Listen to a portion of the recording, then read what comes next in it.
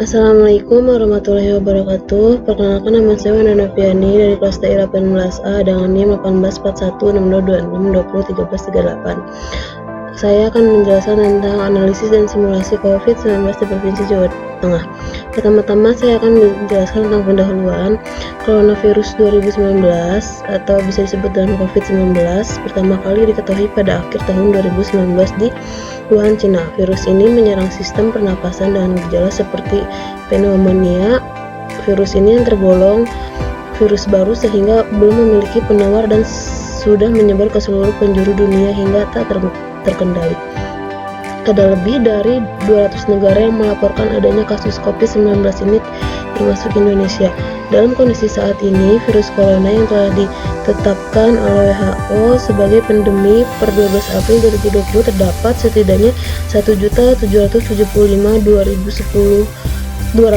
kasus dengan jumlah kematian mencapai 108.544 dan sembuh banyak 401.517 jiwa, dan juga total kasus orang yang terinfeksi corona di Indonesia mencapai 4.241 dengan jumlah pasien yang sembuh sebanyak 359 dan kematian sebanyak 373. Hingga tanggal 12 April, kasus paling banyak hingga sampai saat ini berada di Jakarta. Namun tidak sedikit pula kasus yang menyebar di seluruh provinsi, salah satunya yaitu Jawa Tengah. Penelitian Kermak and Msekendrick ini menjadi acuan utama penelitian tentang peramalan pandemik. Albana menggunakan simple exponential something untuk peramalan jumlah pasien per kecamatan di Provinsi Jawa Tengah. Penelitiannya berfokus pada optimasi alokasi rumah sakit. Lebih dari 180 pasien positif COVID-19 berasal dari Provinsi Jawa Tengah.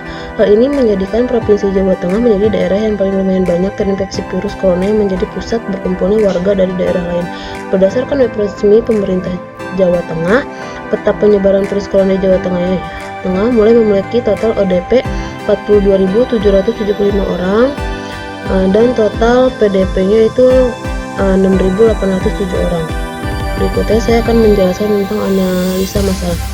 Coronavirus atau virus corona merupakan keluarga besar virus yang menyebabkan infeksi saluran pernapasan atas ringan hingga sedang seperti penyakit flu. Banyak orang terinfeksi virus ini setidaknya satu kali dalam hidupnya. SARS yang munculnya pada November 2002 di Tiongkok menyebar ke beberapa negara lain, mulai dari Hong Kong, Vietnam, Singapura, Indonesia, Malaysia, Inggris, Italia, Swedia, Swiss, Rusia, hingga Amerika Serikat. Pandemi SARS yang berakhir hingga pertengahan 2003 itu menjangkiti 8.098 orang di berbagai negara. Setidaknya 774 orang mesti kehilangan nyawa akibat penyakit infeksi saluran pernapasan berat tersebut.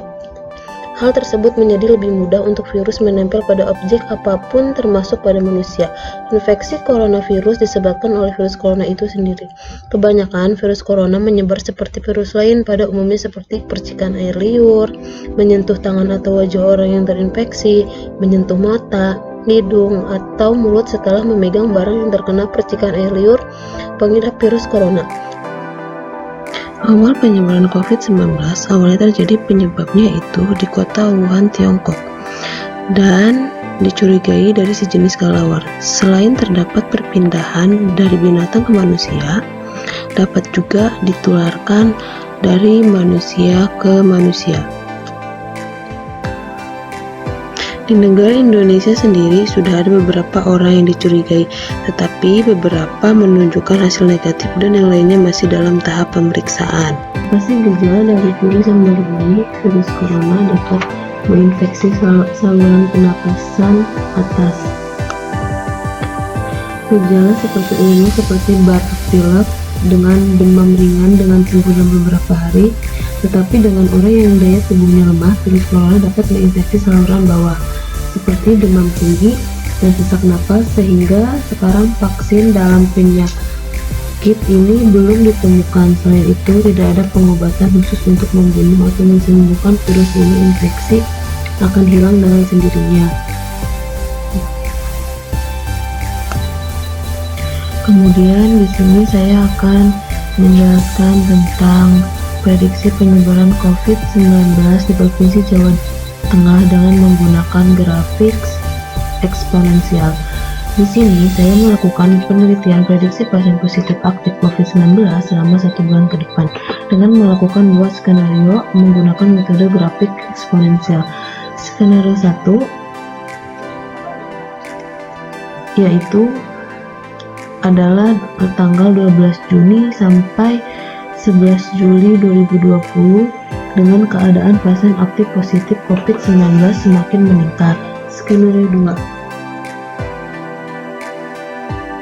dari tanggal 12 Juni sampai 11 Juli 2020 dengan keadaan pasien positif aktif COVID-19 terjadi kenaikan dan penurunan.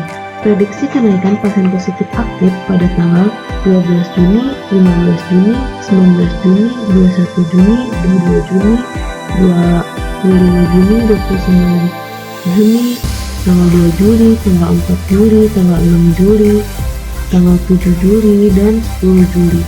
Puncak tertinggi kenaikan pasien positif aktif pada tanggal 10 Juli 2020. Prediksi penurunan pasien positif aktif pada tanggal 5 Juli 2020. Terdapat penurunan pasien aktif positif yang sangat drastis. Sekian penjelasan yang dapat saya sampaikan. Mohon maaf apabila ada kekurangan. Wassalamualaikum warahmatullahi wabarakatuh.